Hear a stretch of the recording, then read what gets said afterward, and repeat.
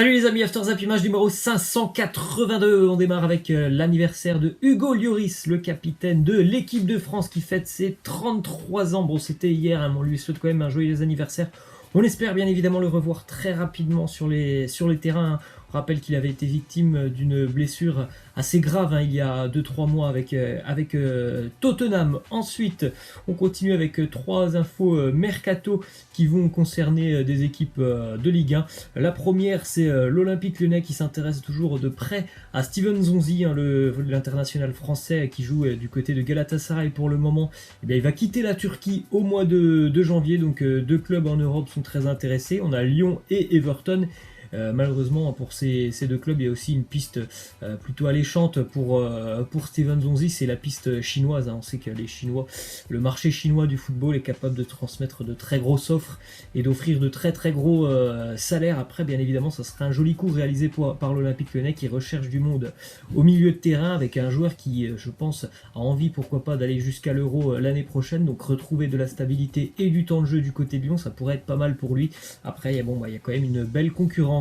Ensuite, on continue avec une info selon laquelle France Football annonce que Kevin Strootman est sur la shortlist du Hertha Berlin, le club allemand qui cible également Lucas Touzard. Ils se sont vus refuser une offre d'ailleurs, les Allemands par l'Olympique Lyonnais, une offre de 20 millions d'euros. Donc le club allemand a beaucoup de moyens sur ce mercato hivernal. Ça pourrait être agité du côté de Berlin qui vit un début de saison en Bundesliga plutôt très très compliqué. Donc voilà, une info intéressante puisque l'OM, visiblement, on l'a appris déjà depuis quelques semaines, n'est pas disposé à lâcher beaucoup de joueurs sur ce mercato. Donc on va attendre de voir ce qui va se passer sur ce dossier Strootman. Ensuite, une déclaration de Diego Forlán, ancienne légende du football, notamment uruguayen, puis une légende aussi du côté de la Liga et du côté de l'Atlético Madrid. Il a fait une déclaration d'ailleurs sur Edinson Cavani. Il a dit Cavani à l'Atlético Madrid, ça sera gagnant-gagnant pour tout le monde. Donc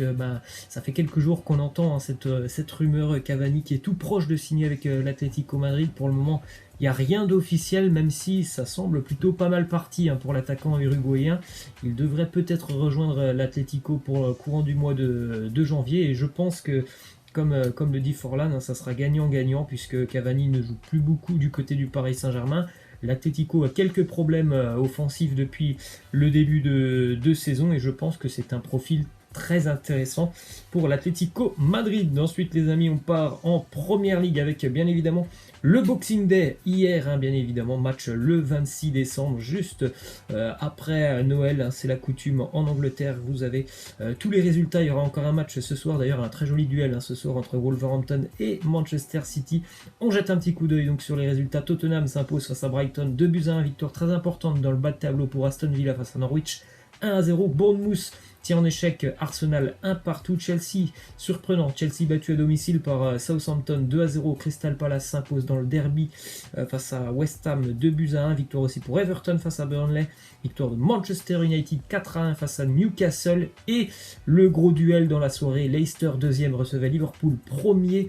Écrasante victoire des Reds 4-0 du côté du King Power Stadium. On continue avec une déclaration de Jürgen Klopp sur le rythme des matchs en Angleterre, notamment pendant cette période festive. Il nous dit: aucun des managers n'a de problème pour jouer le lendemain de Noël, mais jouer les 26 et 28 décembre, c'est un crime. Le corps a besoin d'un certain temps pour récupérer. Après, bien évidemment, voilà, c'est la coutume en Angleterre, mais forcément, pour des équipes comme ça, comme Liverpool par exemple, qui enchaînent tous les 3 jours, mais ce n'est pas la seule équipe, Liverpool a joué tous les 3 jours. C'est très compliqué. Franchement, ils vont rejouer dès ce week-end et il me semble qu'ils rejouent mardi ou mercredi. Donc voilà, c'est des matchs très très rapprochés. En l'espace d'une semaine, de 7 jours, ils vont jouer 3 fois. Ça fait quand même beaucoup pour les organismes. Donc c'est pour ça que souvent à cette période de l'année en Angleterre, on a pas mal de blessures. On continue hier du côté de Leicester justement avec la petite dédicace de Trent Alexander-Arnold à Kylian Mbappé. Il a fait une petite célébration à la Mbappé. D'ailleurs, les statistiques impressionnantes pour Trent Alexander-Arnold, c'est 26 passes décisives sur ses 2 dernières saisons avec Liverpool. C'est tout simplement hallucinant parce qu'on le rappelle quand même, Alexander-Arnold, c'est quand même quelqu'un qui est défensif, qui est latéral. C'est incroyable hein, quand même, déjà 16 passes D sur l'année dernière, là il est déjà à 10 passes décisives. Alexander Arnold, hier il a encore mis 2 caviars magnifiques, plus un but hier, vraiment quelqu'un de très très doué hein, techniquement, très bon défensivement, en plus de ça très très bon offensivement, les statistiques le prouvent, c'est vraiment une super révélation hein, pour les Reds depuis maintenant plus de 2 ans. On continue avec cette petite info aussi sur James Milner qui est rentré hier à la 70e minute et à la 71e minute. Il convertissait un penalty à Liverpool. C'est une équipe qui est tout simplement inarrêtable en ce moment. Regardez cette statistique hallucinante. Les Reds qui n'ont plus perdu un match de Première Ligue depuis 35 matchs. C'est quand même ça déjà assez incroyable. Et en plus cette série absolument folle. Hein, déjà depuis le début de saison, on sait qu'ils ont tout gagné sauf un match nul.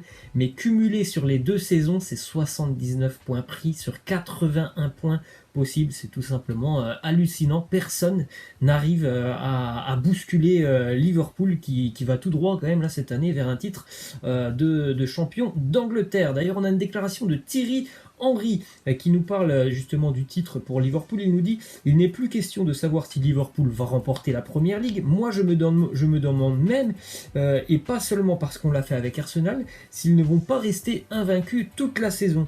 Je pense que cette équipe peut rester invaincue et ce sera un grand défi de les battre en Première Ligue. On peut se poser la question hein, parce que vraiment les Reds, il n'y a pas beaucoup d'équipes qui peuvent rivaliser avec eux. Hein. Du côté de la Première Ligue, peut-être Manchester City sur le match retour, ça sera un peu compliqué.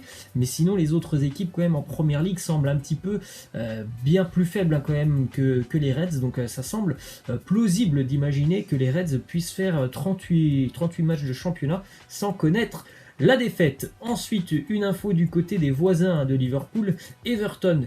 Seuls Trent Alexander-Arnold et Andy Robertson, d'ailleurs 2 joueurs de Liverpool, ont délivré plus de passes décisives que Djibril Sidibé parmi les défenseurs de Première Ligue cette saison. Djibril Sidibé qui était un petit peu en perte de vitesse hein, quand même avec l'AS Monaco. Il est parti l'été dernier, il a rejoint Everton et ça se passe plutôt pas mal pour lui. Encore hier, il a délivré un très bon centre à Calvert-Lewin qui a marqué vraiment des statistiques intéressantes défensivement.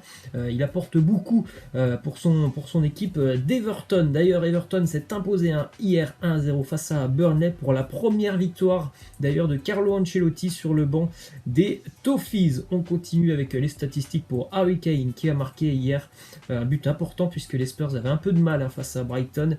Il a marqué aussi en première période un but qui a été refusé par la VAR pour je sais pas, peut-être 10 cm, même pas, mais en seconde période, hein, même s'il faisait un match plutôt compliqué, et ben toujours hein, quand même il est très efficace devant le but. Déjà son 10e but cette saison. Ensuite, avec cette réalisation, Neil Maupay, jeune joueur français de 23 ans, est le meilleur buteur français cette saison en Première Ligue. Une belle progression pour l'ancien Niçois qui l'année dernière était toujours en Championship, la 2e division anglaise du côté de Brentford. Il s'est plutôt très rapidement adapté à la Première Ligue. Ensuite, une déclaration de Mikel Arteta. Arsenal a été tenu en échec à Bournemouth 1-1. Il nous dit: je suis satisfait de beaucoup de choses que j'ai vues aujourd'hui. C'était parfait, probablement mieux que ce à quoi je pouvais m'attendre sur 90 minutes. Beaucoup de choses qu'on avait préparées à l'entraînement et que j'ai pu voir sur le terrain. Bon, moi, je l'ai vu, le match d'Arsenal, j'ai pas été super conquis après. Bien évidemment, il ne faut pas tirer des enseignements. Ça fait même pas 5 jours qu'il est là, Mikel Arteta.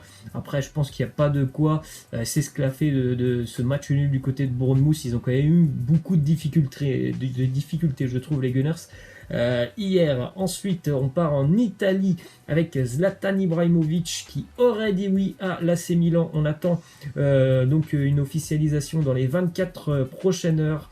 D'ailleurs, il a fait une petite story Instagram où on le voit Zlatan avec les yeux en rouge, où il marque aussi en légende je suis de retour, donc visiblement ça sera bien l'AC Milan pour Zlatan Ibrahimovic. On continue les amis avec donc le contrat proposé par le Milan à Zlatan. C'est un contrat de 6 mois qui devrait l'amener jusqu'à la fin de saison avec pourquoi pas une année en option. Donc voilà, il y aura des clauses incluses hein, pour cette année en option, mais il devrait être donc de retour du côté Du Milan, ensuite, image qu'on a déjà vue, hein, mais on la ressort en cette période festive, l'incroyable coup de pied de Lionel Messi lorsqu'il effectue une passe. Vous avez vu sa jambe, c'est quand même hallucinant, on a l'impression que sa jambe elle est en train de faire un angle droit, c'est assez incroyable l'élasticité qu'il a sur cette jambe gauche. Ensuite, déclaration d'Antoine Griezmann qui nous dit: je ne suis pas parti de l'Atlético pour gagner la Ligue des Champions ou gagner plus de titres, je suis venu ici au Barça pour apprendre un nouveau style de jeu, une nouvelle philosophie et pour grandir sur le plan personnel. Ensuite, prolongation de contrat du côté du Betis Séville pour Joaquin qui prolonge jusqu'en 2021 et en 2021 il aura presque 40 ans Joaquin, donc un grand bravo à lui parce qu'on le rappelle aussi il y a même pas un mois je crois qu'il a inscrit un triplé, hein, Joaquin en Liga a quand même 38 ans, c'est plutôt pas mal. D'ailleurs nous on a un petit peu le même en Ligue 1, c'est Vitorino Hilton, hein, le défenseur montpelliérain qui, écoutez bien, a disputé 81 matchs en Ligue 1 après son 40e anniversaire, plus que tout autre joueur dans les 5 grands championnats sur cette décennie, et 17% des matchs joués par des joueurs de 40 ans ou plus ont été joués par Vitorino Hilton. C'est tout simplement un monstre physique, hein, Vitorino, jamais blessé, il est toujours là défensivement et en plus de ça il est toujours aussi bon.